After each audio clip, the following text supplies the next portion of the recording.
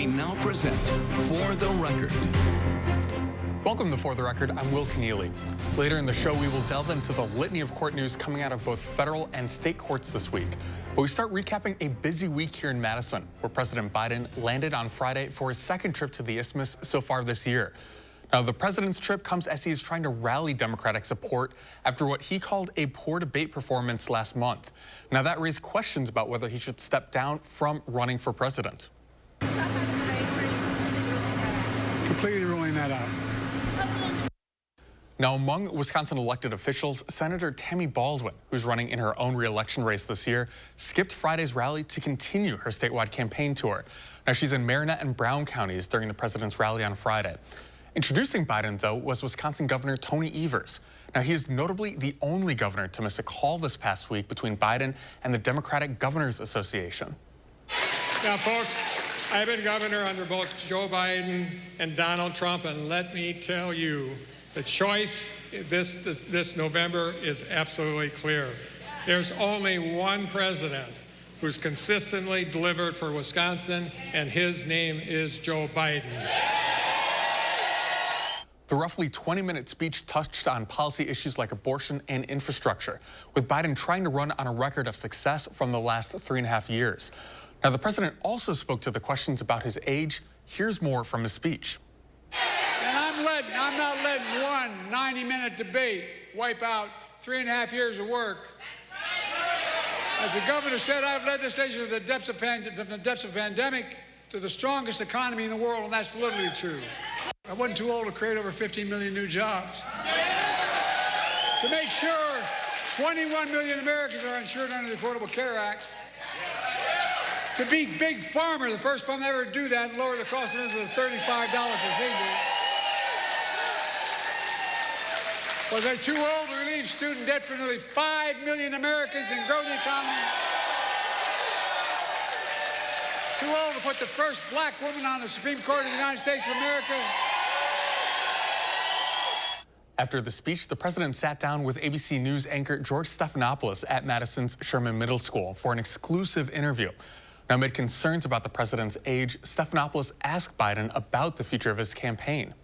But are you being honest with yourself as well about your ability to defeat Donald Trump right now? Yes. Yes, yes, yes. You say that, and let me challenge you, because you were close but behind going into the debate. You're further behind now by any measure. And one of the other key factors there is it shows that in many of the battleground states, the Democrats who are running for Senate and the House are doing better than you are. Well, that's not unusual in some states. That's true here in Wisconsin, too. According to the latest Marquette Law School poll, Baldwin is leading her challenger Eric Hovde by 5 points, while Biden is tied with Trump 50-50. Now, these numbers were taken, though, before last month's debate. Now, all that matters, though, is what kind of impact this has on voters. CBS News caught up with Wisconsin voters after that ABC News interview aired, asking them how that shaped their view of the president. It didn't really reassure me. I heard of several clips where he was still really unfocused and wasn't offering clear responses. I'm concerned that he seemed more, entrenched than ever in terms of not stepping aside, and I'm worried that he's not going to kind of listen to the common sense voices. Now, throughout the interview and rally here in Madison, we heard the president confirm that he is committed to running for a second term. Now, when we come back, both federal and state court cases have signaled major policy shifts in recent weeks. We speak with a constitutional expert about the impact of those decisions right after this. This portion of News 3 Now is sponsored by Madison Gas and Electric. Talk about fireworks. Check out these offers during the extended 4th of July sale at Denver Mattress. Right now, the more you buy, the more you save. Save $100 on every $1,000 you spend. Save up to $200 on our Doctor's Choice lineup. And check out the Factory Direct Summit. Now only $299.99. Purchase a Tempur-Pedic and score a $300 gift. Plus 5 years no interest and free shipping. But hurry, the extended 4th of July sale at Denver Mattress ends soon. Want to instantly look more attractive and years younger? The solution is whiter teeth. But you love coffee and tea, maybe even wine or smoking, and all of them stain your teeth and make them yellow. It's time you discovered Power Swabs, the fast 5-minute revolutionary treatment. The first time I tried it, I was so surprised.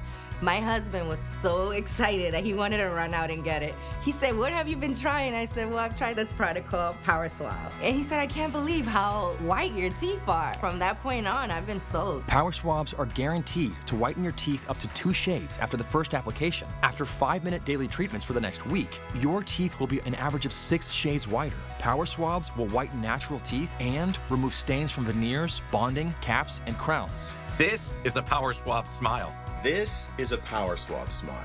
Call, go online, or scan the code on your screen right now to receive 50% off this 4th of July. You'll also receive the Power Swab Stain Out Quick Stick, absolutely free. And in addition, you will get free shipping. In the courtroom, we see Donald Trump for who he is.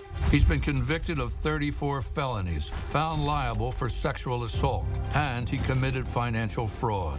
Meanwhile, Joe Biden's been working, lowering healthcare costs and making big corporations pay their fair share.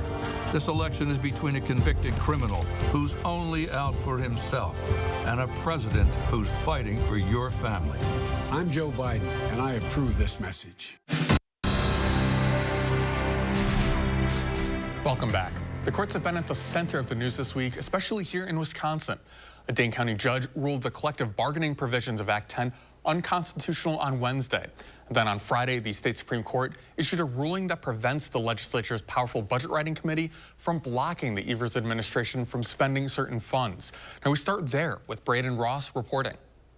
I'm just a bill. You probably remember this guy. He's just a bill sitting on Capitol Hill until he finally becomes what he's always dreamed of being, a law. Oh, yeah! But that's not always the end of the story. In the Wisconsin Supreme Court's most recent decision, the veto point we're talking about is the ability of a legislative committee to hold back funding that's already been signed into law. You see, last year, Evers secured funding in the legislature he wanted to use for conservation projects, but the 16-member Joint Finance Committee blocked him from spending it. This week, though, the Wisconsin Supreme Court found that move by the JFC to be unconstitutional based on the separation of powers clause. That means now, once that bill sitting on Capitol Hill becomes a law, he could have an easier time getting stuff done. Reporting in Madison, Braden Ross, News 3 Now. At the same time, the U.S. Supreme Court handed down landmark rulings, both in a case throwing out the deference that courts give to federal agencies and another case granting Trump and other former presidents certain immunity from prosecution. Now, we spoke with constitutional expert Howard Schwaber about those rulings. Now, we've seen in recent weeks the Chevron decision, the Trump case on immunity. Then locally, we've seen the state Supreme Court decide cases on ballot drop boxes and that separation of powers case with the Joint Finance Committee. Out of all of those cases, is there one that may fall under the radar for most people, but still has a significant impact on our daily lives that you're keeping an eye on? That's a tough one. In terms of impact on daily life, probably the Joint Finance Committee. Because that decision will clarify important rules about how policies are made and who has authority, mostly to veto them. It's about what are called veto points. So in any system of democratic politics, you know, there are these things called veto points. For example, the presidential veto, the most famous, or the governor's veto.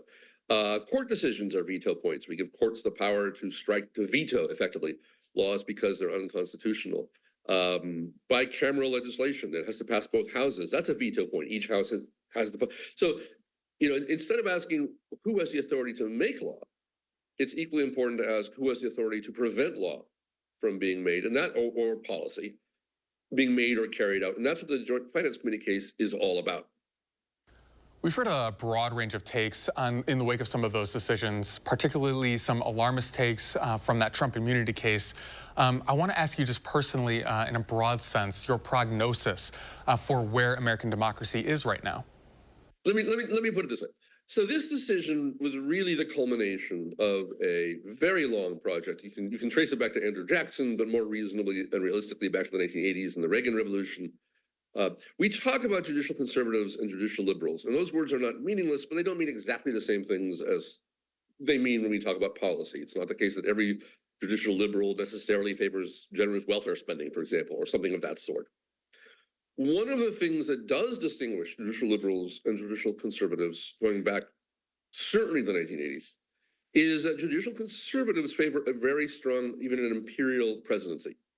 They're very Hamiltonian in that way. They favor a president who is, they would say things like energetic, effective, vigorous. They have favored for a long time a theory called the unitary executive, which says that anything in the executive branch must be under the direct control of the president and answerable to the president. That gets to the Chevron side of things as well, by the way. And they favor the idea that in certain areas, the president has unfettered authority.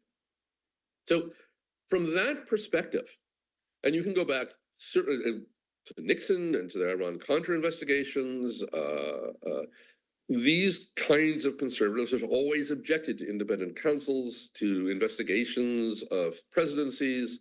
And then when the shoe was on the other foot, like during the Clinton investigation, they said, see, we were right all along, just to reinforce their point. And in fact, won some converts to some of their positions that way. But it's part of a much broader, more general effort to make the presidency much less subject to checks and balances. At this point, the two big decisions that we're talking about here.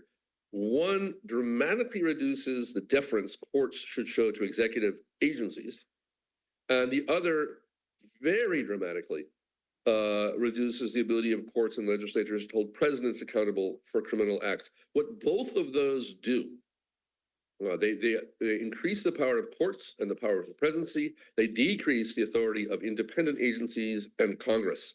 So they shift power toward the executive, and they shift power toward the courts in terms of patrolling that boundary. So let me just walk through the case. So what the case said is there are three categories. There are core executive functions, and when a president is performing those functions, he is absolutely immune, no matter what he does. There's then an intermediate category in which the president is exercising authority with respect to which Congress has some authority. There's some degree of shared authority. And then there are areas outside the president's authority altogether. This three-part system is taken directly from a classic separation of powers case going back to the Truman administration, but being applied in a wildly different context.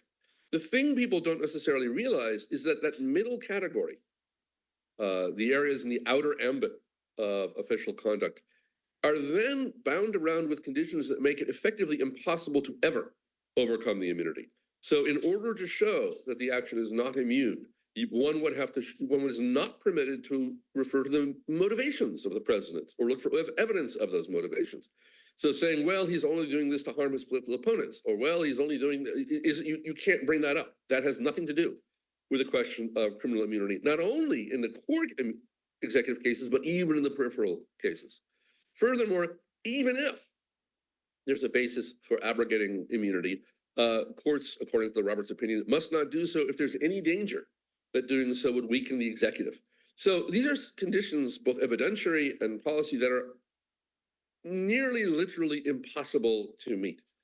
So we really are left with the assumption that there will never be a Nixon who uses the White House for criminal enterprises to target his political opponents, or a George W. Bush, who, now this depends on your views, but who engaged in programs of torture and extrajudicial and illegal extradition. Now, you may have different feelings about that, but there's no question that these were actions that pushed the authority of the president in ways that some people thought were terrible.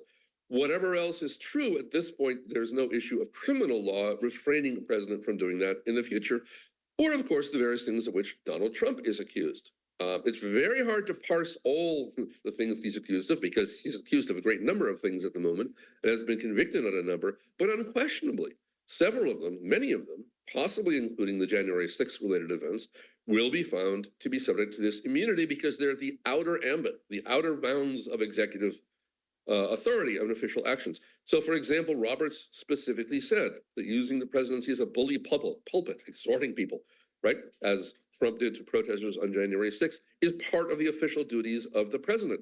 Well, if that's true, then he's almost certainly immune from any kind of criminal prosecution.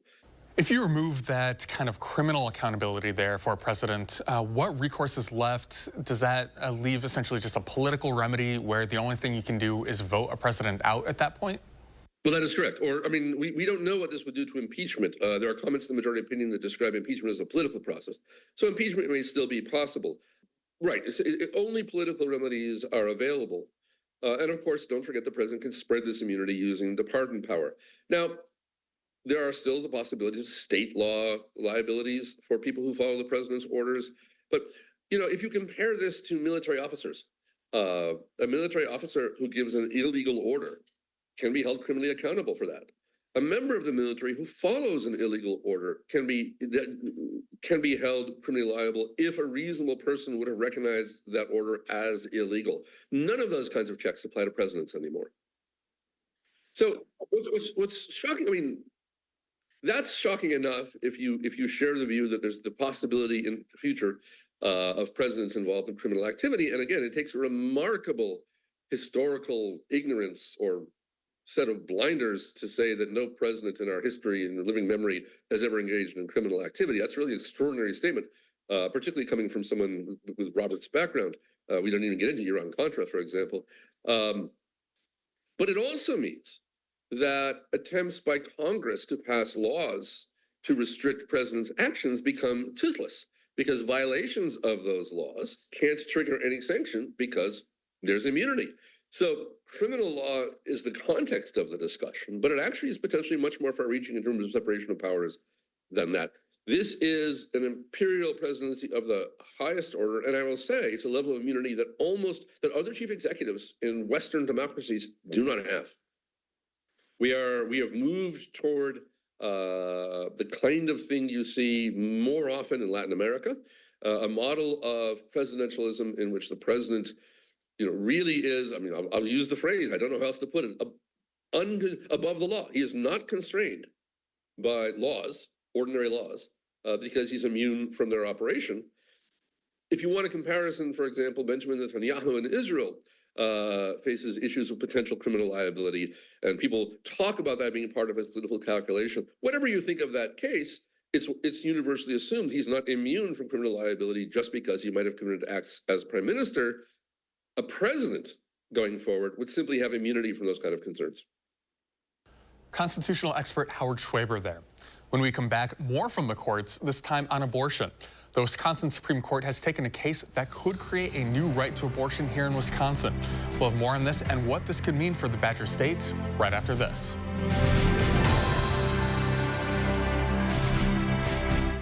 My husband and I have been married for 6 years. We now have 2 healthy kids. Ideally, we want one more, but I know that it comes with a great risk. Like a lot of families, we experienced a couple miscarriages. I saw firsthand the treatment I received when I had my miscarriages before and after Roe was overturned. And it is infuriating. Going through a miscarriage without access to any type of reproductive health care is so scary. The pain was unbearable. I was losing so much blood, and doctors were afraid to give me the care that I needed.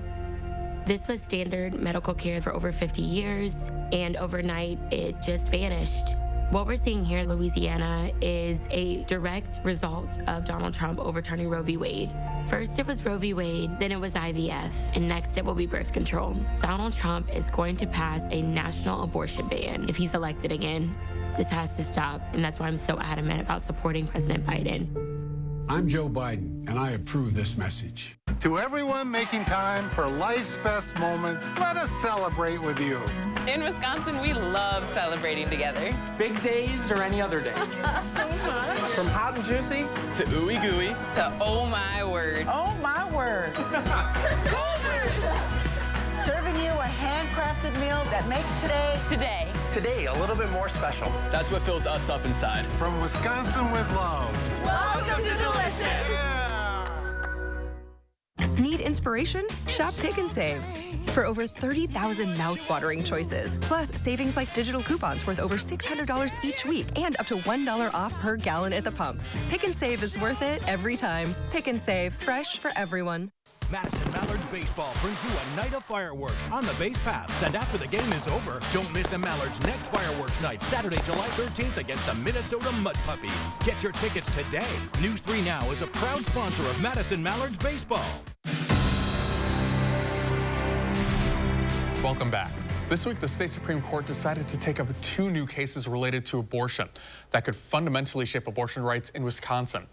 We're expecting the liberal majority court could uphold a lower court ruling that says that the state's 1849 law does not apply to medical abortions. Now, a second case that the justices decided to take up this week asks the court to enshrine a new right to abortion in the state's constitution. Now, that was a case brought by Planned Parenthood of Wisconsin, and earlier this week, we spoke with the group's chief strategy officer, Michelle Velasquez, about that pending case. So I want to first start with this idea of why Planned Parenthood decided to bring this suit in particular. Sure. So as you might recall, back in February of this year, we decided to file this lawsuit really because we thought the timing was right. A petition to bypass had been filed in the Wisconsin Supreme Court in the Call versus Urmanski case. And Wisconsin just really does not have this legal question resolved at all. And so even though we had resumed abortion care based on the decisions from the lower court in Dane County, this question about whether or not our state's constitution has really still been lingering out there. Since the fall of Roe, we have seen other states answer this question as to whether or not their state constitutions protect the right to abortion, that right to bodily autonomy, and the right of healthcare providers to provide that care. But Wisconsin is really lacking that clarity in terms of what our constitution protects. And so that was really the motivation for filing this lawsuit. So for our viewers who are just catching up, that Urmanski case is that Dane County case that ruled that the 1849 law applies to feticide, not to these medical abortions as we kind of understand them now. I do want to ask about that, though, understanding that the Supreme Court is also taking that Urmanski case as well. If a liberal Supreme Court rules as we might expect that they would, does this have any practical difference to find this new constitutional right to abortion in the state constitution if the court's already deciding Urmanski? So that the Call versus Urmanski case really deals with the statutory interpretation of whether or not that 1849 law was enforceable once Roe was overturned. The question in our case before the court is really about whether or not our state's constitution protects the right to abortion. And so what that does sort of, in the practical sense, immediately abortion will continue to be available. Planned Parenthood of Wisconsin and others will continue to provide abortion services. However, it really provides that framework moving forward to tell our state legislature what they can and can't pass when it comes to abortion laws. What would be kind of the expectation for the court? What would be the ideal outcome for you there? So the ideal outcome here for Planned Parenthood of Wisconsin is for this court to hold that our state constitution protects the right to bodily autonomy, which includes abortion. And so this idea that people have the right to choose for themselves what is best for their lives and best for their futures. If the court does establish that our state constitution protects that right, certainly I think we will need to look at other abortion restrictions and how those might measure up under a Wisconsin state constitutional protection to abortion, but that is certainly much further down the road. So for now, we're really just focused on putting our best case forward for the court's consideration. So I'm fascinated, too, by the stakeholders in this case. So titularly, it's Planned Parenthood v. Urmanski, that Sheboygan County DA. But I understand, too, some pro-life groups wanted to intervene in this case, and the court denied that motion for them to intervene. What kind of goes into that? What does it mean for them to be just, people who are able to provide those amicus briefs, not true interveners in this case? Yeah, so that's right. That group of anti-abortion folks did file a motion to intervene, arguing that they have a legal interest in the outcome of this case, and that therefore they have this right to intervene. All but two justices agreed that they did not, in fact, have the right to intervene, and that they don't have a sufficient legal interest in the outcome in the same way that parties to the case do. However, and Planned Parenthood of Wisconsin opposed that motion, but in our motion opposing intervention, we agreed that they could weigh in as amicus or as friends of the court. And so it's not uncommon for outside interest groups to weigh in and provide their points of view to the court as sort of a friend of the court, essentially, is what an amicus is. Our conversation there with Planned Parenthood of Wisconsin Chief Strategy Officer Michelle Velasquez. Now, in response to the ruling, the executive director of Wisconsin Right to Life said in a statement that this would, quote, leave our state with no protection for preborn children. Every Wisconsinite should be concerned by the blatant weaponization of the court system to enshrine death on demand. Now, we'll be right back after this. MG&E, building your community energy company for the future through the power of working together. Committed to cleaner, more sustainable energy, driven by innovation, fostered by shared values. Visit MGE2050.com. My husband and I finally agreed that we need a new bathtub and shower, so he went right to work on it. I think he's procrastinating. For a new bathtub or shower, just call 1-800-HANSONS. Installed in as little as 1 day with optional safety features and a no-leak guarantee. Get 60% off installation or no interest and no payments for 1 year. Offer ends soon. Call 1-800-HANSONS. Get it done. I have moderate to severe Crohn's disease. Now there's Skyrizi. Things are looking up. I've got symptom relief. Control of my Crohn's means everything to me. Control is everything to me. Feel significant symptom relief at 4 weeks with Skyrizi, including less abdominal pain and fewer bowel movements. Skyrizi is the first IL-23 inhibitor that can deliver remission and visibly improve damage of the intestinal lining. And Skyrizi is proven to help deliver long-lasting remission at 1 year. Serious allergic reactions and an increased risk of infections or a lower ability to fight them may occur. Tell your doctor if you have an infection or symptoms, had a vaccine, or plan to. Liver problems may occur in Crohn's disease. Now's the time to ask your gastroenterologist how you can take control of your Crohn's with Skyrizi. Control is everything to me. Learn how AbbVie could help you save. MG&E, building your community energy company for the future through the power of working together. Committed to cleaner, more sustainable energy, driven by innovation, fostered by shared values. Visit MGE2050.com. Welcome back. We leave you with a programming note here. Next week, we will join you from Milwaukee as we kick off our coverage of the Republican National Convention. We hope you will join us for that coverage and this coming week as we preview that major political convention. And that does it for us this week. I'm Will Keneally. Have a great rest of your weekend.